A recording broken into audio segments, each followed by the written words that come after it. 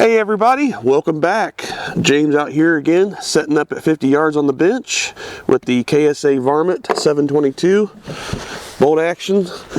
And the reason why is because if you've been keeping up on the channel here, one of the last videos I did, I shot the SK Standard Plus, which I have right here. And the group showed me at the beginning my little accuracy hack of including the cold bore, showed me how well the ammunition was going to do. It was going to predict how well it was going to group. And it started opening up the longer I shot because the temperature changed and the weather pattern changed on me. Now, with that said, I am shooting right now and about 37 degrees is what it feels like, and about 92% humidity, I think is what it was. Little to no wind, and about the same conditions, just a little more humid, but that's not the only thing. I have been studying this for quite some time, so I'm going to show you guys that this gun will shoot better than last time I had this out. And I was doing, I did a cold bore shot and 3 shots to predict that, and I'll show you that now. And then I'll do 5 round groups, 3 of them to count on average. Again, 50 yards, let's see what the cold bore shot does. If it's close to the rest of the following 3 shots that I take, and this is what I do for competition, then we'll be pretty much on. Gun should stay consistent.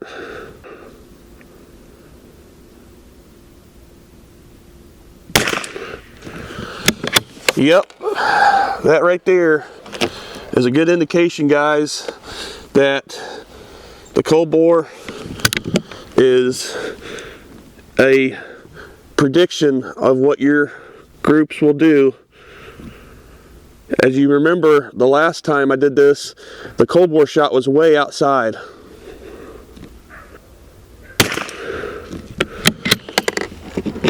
All right.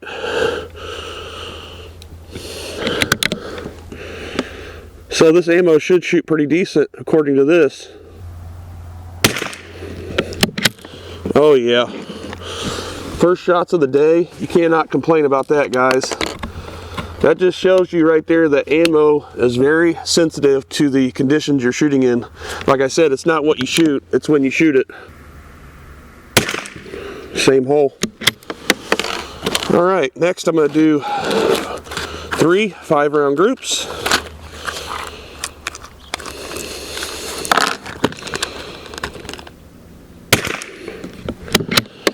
Alright.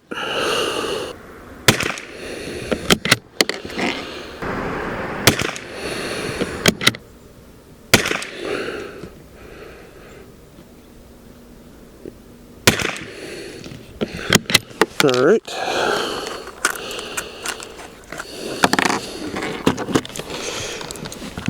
It's not as cold as I'd like to shoot this ammo, but it'll definitely show a difference.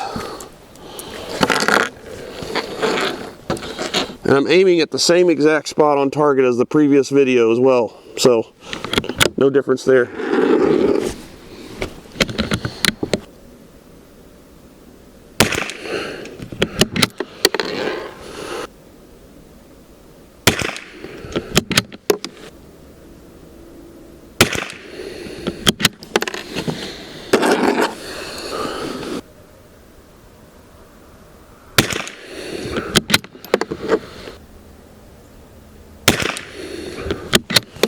Last 5-shot group, and you can see down there that my first group with the cold bore flyer, first shots of the day, you know, it's been consecutive that they predict on how your groups will do and what your widest spread is and the conditions you're shooting in. And as you can see, the first 5-shot group, I mean, just eyeballing it here, probably matches the exact group down there.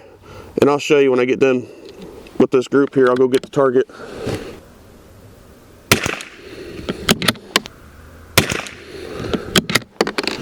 Same hole.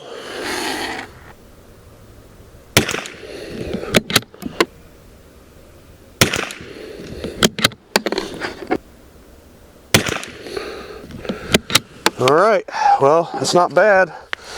Again, better than it was, so I'm sure it probably averaged better than 0.52 down there, as you can see.